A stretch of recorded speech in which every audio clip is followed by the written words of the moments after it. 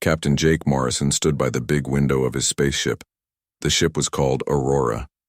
He looked out at the stars and colorful space clouds near the Kepler system. His team had been out here for 6 months doing normal space work. Then, something very strange happened. Dr. Lisa Grant ran into the room. She held her computer tablet tight in her hands. Her face looked excited and scared at the same time. "Jake, you must see this right now. We found more pieces of that weird alien message from 3 days ago." Jake called his team together. The message had been traveling through space for hundreds of years. It was a warning written in an alien language. Their computers had worked hard to understand what it said. Lisa turned on the big screen. A strange alien appeared. It had a crystal-like body and 6 arms. When it spoke, the computer changed its words to English. The alien sounded very afraid. "Listen to this message, all who can hear it. Stay away from these star coordinates.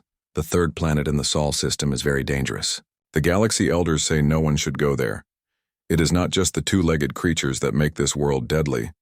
The whole planet thinks and hunts like a smart predator." Dan Cooper, their ship engineer, looked confused.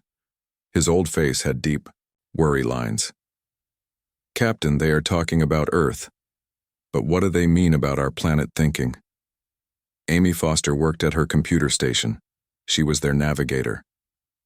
"Sir, I checked our old records. There are many messages like this one.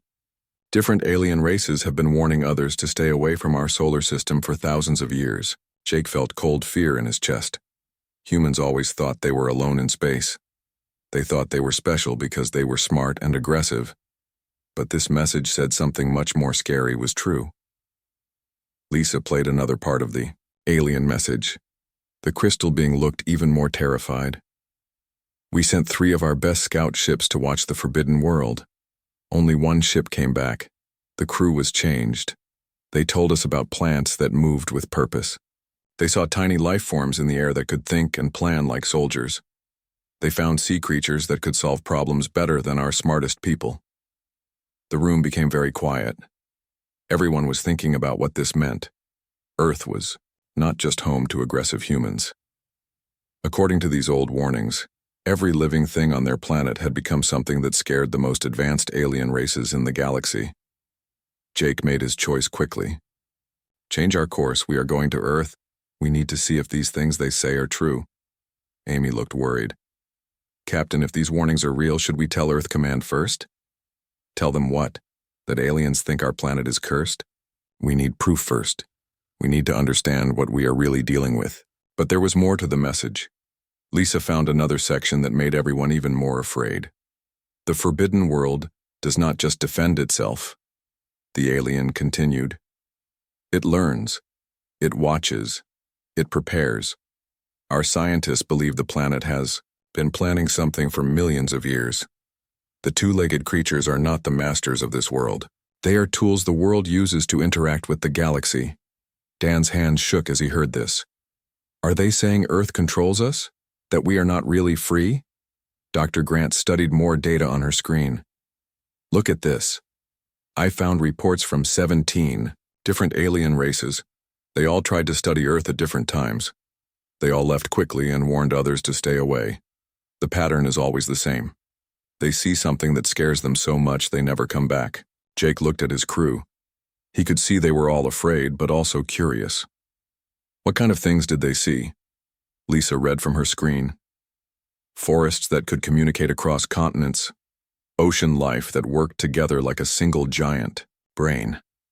Weather patterns that seemed to be controlled by something intelligent. Even the bacteria in the soil appeared to be organized like an army." Amy found more information in their computer files. "Captain, there are stories of alien ships that got too close to Earth. The ship's computers were taken over by something from our planet. The aliens lost control of their own technology."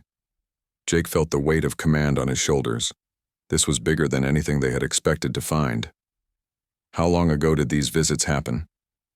"The oldest warning is from over 5,000 years ago. The most recent one is from 50 years ago. Every alien race that comes near Earth leaves the same kind of message." Dan checked their ship's systems. "Captain, If we go to Earth and these stories are true, what if our ship gets taken over too? Then we will learn something very important about our home, Jake said. We are humans from Earth. Maybe that gives us some protection. Lisa discovered something else in the alien records. Jake, look at this. The aliens don't just fear Earth because it is dangerous. They fear it because it is getting ready for something big. They think Earth is preparing to expand beyond our solar system. The crew looked at each other with new understanding. The galaxy was not just avoiding Earth because it was scary. They were avoiding it because they thought Earth was planning to change everything. What do you think Earth is preparing for? Amy asked. Maybe it is preparing to meet the galaxy on its own terms, Jake said slowly. Maybe all these years of isolation were not accidental. Maybe Earth was getting ready. As their ship Aurora turned toward their home solar system, the crew felt excitement and fear. They were about to learn something that would change how humans saw their place in the universe. Jake looked out at the stars one more time before going to prepare for their journey home. Whatever we find when we get to Earth, nothing will ever be the same again. The alien warnings had made one thing clear. Earth was not just another planet with life on it. Earth was something the galaxy had never seen before. And now they were going home to find out what that meant. 3 weeks later, the Aurora came close to Earth's solar system. Jake decided to keep their ship hidden from Earth's defense systems. He did not want to answer difficult questions from Earth Command before they learned the truth. Dr. Lisa Grant had spent all 3 weeks studying the alien messages. What she found made her more worried about their home planet. Jake, come see this, she said, showing her work on the big screen. I counted 17 different alien races that tried to study Earth in the past 5,000 years. They all did the same thing. First they came to look. Then they ran away fast and warned everyone else to stay away too. Ben Hayes worked at the communications desk. He was their radio officer. Doctor, I have been listening to signals from Earth during our trip here. Something weird is happening with the sounds coming from our planet. Lisa went to Ben's workstation and started checking his data. When she saw what he found, her hands started shaking. This is not normal planet noise. There are patterns here, like math codes hidden in what should be natural signals from Earth. Jake came over to see what they found. What kind of patterns? The kind that mean things are talking to each other. Not just animals talking to other animals. Whole forests and oceans are sending messages to each other. The Amazon jungle is making signals that match signals from the Pacific Ocean, African grasslands, and even the North Pole ice. Dan Cooper was watching their ship's computers when alarms started making noise. Captain, we have a big problem. Something is scanning our ship right now. Is it Earth's military? Jake asked. No, sir. The scan rays are coming from Earth's surface, but not from any human bases. The signals look like they come from living things. Lisa's face turned white when she understood what this meant. They know we are here. The whole planet knows our ship is coming. Jake felt scared as he realized they might have made a terrible mistake. Can we find out where these scans come from? Ben worked fast at his controls. Many places, Captain. Ocean surfaces, forest tops, desert areas. It feels like the whole planet is looking at us. Dr. Grant put new information on her screen. I think I know what scared the aliens so much. Earth did not just grow dangerous animals. Earth grew one giant brain that covers the whole planet. Every plant, animal, and tiny germ is part of one big mind that has been protecting itself for millions of years. Protecting itself from what? Jake asked. From anything that might hurt it, including us humans. We are not the strongest creatures on Earth. We are the ones Earth chose to talk to other planets for it. The crew felt shocked as they understood what this meant. Their planet was not just their home. It was a living thing that had been getting ready to meet aliens long before humans learned to make fire. Dan's computer alarms got louder throughout the ship. Captain, those living scans are changing our ship's computers. Our navigation system is being rewritten by something else. Jake realized they were no longer flying their own ship. Earth itself was bringing them home. But there was more. Ben found new signals coming from Earth. Captain, I am getting direct messages now. Not just scans, Earth is trying to talk to us. What is it saying? Jake asked. Ben listened carefully to his equipment. It is hard to understand, but I think it is saying, "Welcome home, my children." Lisa checked more data. Jake, look at this. The planet's signals are getting stronger as we get closer. Every living thing on Earth is becoming more active. Plants, animals, even bacteria are all working together more than normal. Working together to do what? Dan asked. I think they are getting ready to meet us. Really meet us. Not just as humans, living on Earth, but as Earth's representatives meeting Earth itself. The ship shook slightly as Earth's gravity started pulling them in. But it was not normal gravity. The pull felt controlled, guided. Something is steering us, Amy said from her navigation station. We are not following normal orbital paths. We are being pulled to a specific place. Jake looked at his crew. They all looked scared, but also excited. Where is it taking us? Amy checked her computers. To a place in Canada, middle of the wilderness, no human cities nearby. But the area shows very high biological activity. Lisa discovered something else. The other alien races that came to Earth before us. I found more records. They all got pulled to the same general area, a place where Earth's living systems are most connected. What happened to them there? Jake asked. The ones that survived said they met Earth directly, not through humans or animals. They met the planet's mind itself. Most of them were too scared to talk about what they learned. They just ran away and never came back. Ben's radio equipment started making new sounds, music, but not human music. It sounded like whales singing, mixed with wind through trees, mixed with sounds they had never heard before. It is beautiful, Ben said with wonder in his voice. Earth is singing to us. As their ship Aurora continued toward Earth, controlled by forces they did not understand, the crew knew they were about to experience something no human had ever experienced before. They were going home, but home was much more alive and aware than they had ever imagined. Jake looked out at Earth, getting bigger in their window. The blue and green planet looked the same as always, but now he knew it was looking back at them. The Aurora came down through Earth's air under the control of forces the crew could not understand. Jake Morrison and his team watched in amazement as their instruments showed them things they had never seen before. Dr. Lisa Grant worked hard at her science stations trying to record everything they were seeing. Jake, the signal patterns are getting much stronger. It feels like the whole planet is trying to talk to us. Can we answer back? Jake asked. I am not sure we should, Lisa said. The alien messages said that every race that tried to talk directly with Earth's mind was changed by it.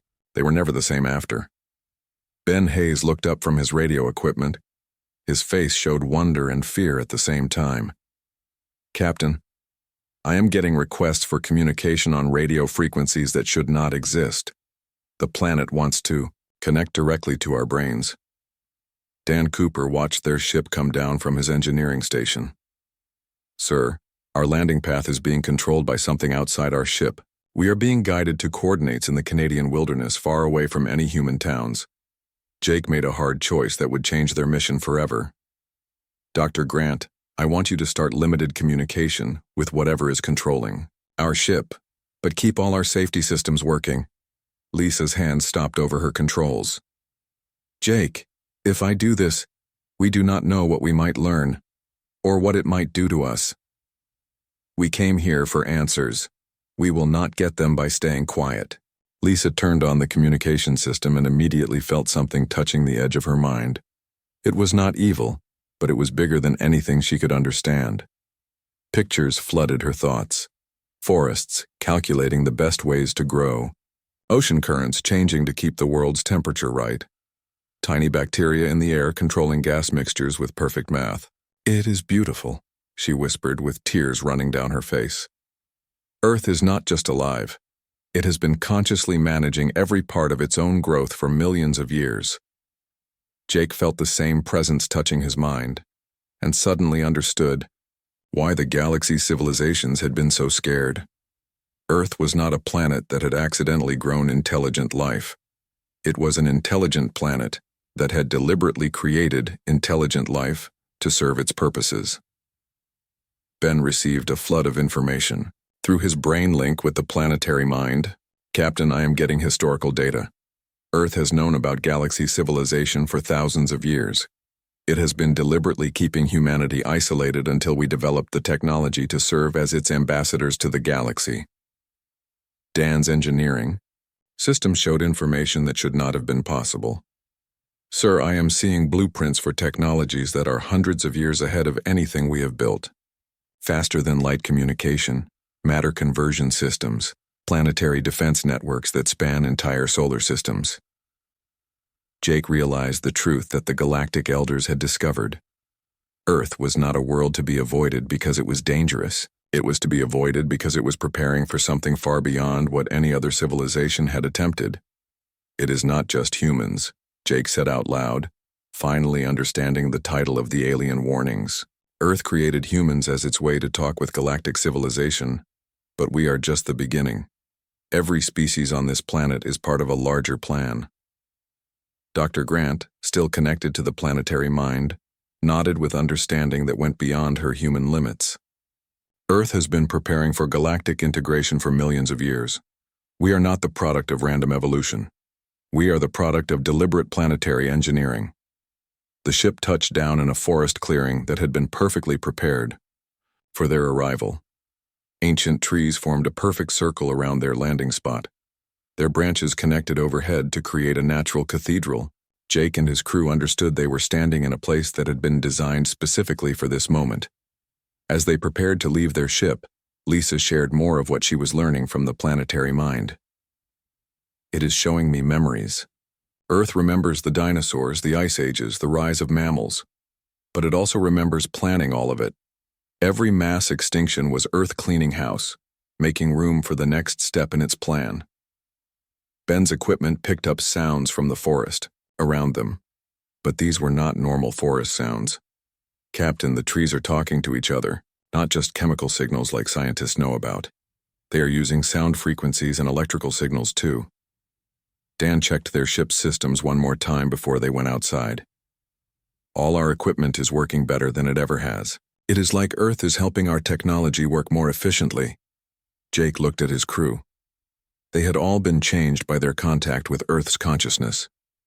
They looked the same, but their eyes showed a deeper understanding of their place in the universe. Before we go outside, I need to know. Are we still human? Jake asked. Lisa smiled, still feeling the gentle presence of the planetary mind. We are more human than we ever were before. Earth did not change us. It helped us understand what we really are. As they opened the door of the Aurora and stepped onto the soft forest floor, they felt welcomed by every living thing around them. The trees seemed to bend slightly toward them. The air felt cleaner and easier to breathe. Even the dirt under their feet felt warm and alive. It has been waiting for us, Ben said with wonder. Not just waiting for humans to evolve, waiting for the right humans to come back and learn the truth. Jake realized they were about to become part of something far larger than they had ever imagined. Earth had not just created them to be its representatives to the galaxy. It had been preparing them their whole lives for this moment of contact. What happens now? Dan asked. The answer came not from Jake but from the forest around them. The trees rustled in a pattern that sounded almost like words. The ground under their feet pulsed gently like a heartbeat. The air itself seemed to whisper a message they could all understand. Now we learn what Earth really wants us to do. Jake Morrison and his crew walked deeper into the forest clearing where their ship Aurora had landed. Every step they took felt important, like they were walking toward their destiny. The trees around them seemed to lean in, listening to their thoughts. Dr. Lisa Grant still felt connected to Earth's giant mind. She could feel the planet's thoughts flowing through her like a gentle river. Jake, it is showing me the real plan now. Earth has been preparing for this moment for so long. Humanity was never meant to be the only species representing our planet. Dan Cooper watched his instruments, which were showing readings that should have been impossible. Captain, the local forest is processing information faster than our ship's computers. The trees are thinking together like one giant brain. Even the tiny life forms in the soil are working together in perfect coordination. Jake felt the weight of understanding as he realized their true situation. We are not explorers who discovered Earth's secret. We are humans who were chosen to learn Earth's secret. Ben Hayes found new ways to communicate with the planetary mind that did not need any technology at all. Sir, I am getting detailed information about how Earth has interacted with galactic civilization. Every alien species that tried to study our planet was given exactly the information Earth wanted them to have. The truth was amazing in what it meant. Earth had been doing its own spying on galactic civilization for thousands of years. It used the fear and avoidance of other species as protection, while it prepared for eventual contact on its own terms. Dr. Grant shared the visions she was receiving from the planetary mind. Earth has been watching galactic politics, studying the strengths and weaknesses of every major civilization. It knows about space wars, trade problems, technology limitations, and cultural conflicts that most species do not even know they are having. Jake understood that they were seeing the birth of a new type of galactic power. It is not planning to join galactic civilization. It is planning to change it completely. Dan's instruments detected massive changes happening throughout Earth's ecosystem. Captain, biological activity is increasing across the entire planet. It is like every living thing is preparing for something that has never happened before. The planetary mind communicated directly through Lisa, using her as a bridge for information that human language could barely contain. Earth is ready to reveal itself to the galaxy. Humanity has developed enough technological and social complexity to serve as the primary interface, but every Earth species will play a role in galactic integration. Ben received communication frequencies that would allow direct contact with alien civilizations that had been avoiding Earth for centuries. Sir, we are being given the coordinates and communication methods for 17 different galactic powers. Earth wants us to make contact as its official representatives. Jake realized how big what they were being asked to do really was. We are not just discovering that our planet is intelligent. We are being recruited as ambassadors for a planetary mind that has been preparing for galactic contact longer than human civilization has existed. As they walked further into the forest, the trees began to move. Not like wind was blowing them, but like they were reaching out to touch the humans. The crew felt no fear, only wonder. Lisa experienced a final flood of information from the planetary mind before their connection began to change into something permanent. It is not ending our mission. It is beginning it. Earth has been waiting for the right moment to announce itself to the galaxy, and that moment is now. The forest around them began to glow with a soft, warm light. It came from the trees, the plants, even the ground itself. Everything was alive and aware and happy to finally meet the humans who would speak for Earth. Look at this, Dan said, pointing to his readings. The energy output from this forest is incredible, but it is not destroying anything. It is creating. The plants are growing faster. The air is getting cleaner. Even our own bodies are getting healthier just by being here. Ben heard music in the air that came from no instruments. It was the sound of the forest itself singing, celebrating this moment of first contact between Earth's mind and Earth's chosen ambassadors. It has been lonely, Lisa said, tears of joy running down her face. Earth has been so lonely, waiting millions of years for a species that could understand what it really is. We are the first creatures on Earth that can truly communicate with the planet itself. Jake looked at his crew, all of whom had been changed by their encounter with Earth's true nature, but they were still human. They were just more than they had been before. What does Earth want us to tell the galaxy? The answer came from everywhere at once. The trees, the ground, the air, even the light itself seemed to speak in unison. Tell them that Earth is ready to share its gifts. Tell them that isolation time is over. Tell them that Earth offers partnership, not conquest. But also tell them that Earth will not be ignored or dismissed anymore.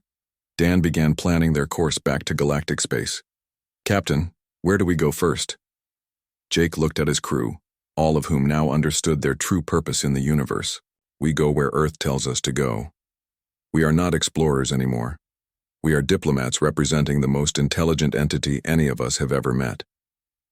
As they prepared to return to their ship, The forest gave them one final gift. Knowledge flowed into their minds about galactic civilization, about alien cultures, about technologies that would help humanity serve as Earth's voice among the stars. "We will never be alone again," Lisa said, feeling the permanent connection she now had with Earth's consciousness. "No matter how far we travel in space, we will always be connected to home." The Aurora lifted off from the Canadian wilderness, carrying a crew that now understood why the galaxy's elder civilizations had marked Earth as forbidden. It was not because Earth was dangerous in the way they had thought. It was because Earth represented a form of intelligence and planning that was beyond anything the galaxy had seen before. As they left Earth's atmosphere, Jake and his crew knew they were beginning a mission that would change the balance of galactic power forever. Earth was not joining galactic civilization as a newcomer asking for acceptance. It was announcing its presence as an entity that had been preparing for this moment longer than most galactic civilizations had existed. The galaxy's elder species had been right to avoid Earth, but their avoidance had only given Earth more time to prepare for the moment when it would emerge as a power unlike anything the galaxy had ever encountered. Now that moment had come, and humanity would be Earth's voice among the stars. Epilogue. 6 months after the Aurora's return to galactic space, the first formal diplomatic contact between Earth and the Galactic Council took place in neutral territory near the Vega system. Captain Morrison served as humanity's primary representative, but every member of his crew understood they were speaking for something far greater than their own species. The galactic elders, who had spent millennia warning others to avoid Earth, found themselves negotiating with a planetary intelligence that had been studying them far longer than they had been studying it. Earth's proposals for galactic cooperation revealed knowledge of political situations, resource distributions, and technological capabilities that should have been impossible for an isolated system to possess. Dr. Grant established permanent communication protocols between Earth's consciousness and galactic scientific communities, leading to collaborative research projects that advanced multiple civilizations' understanding of consciousness, evolution, and planetary engineering. The galaxy learned that avoiding Earth had not protected them from its influence.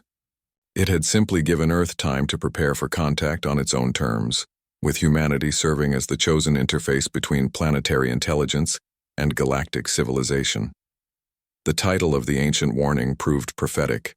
Galaxy Elders Avoid Earth. It's not just humans.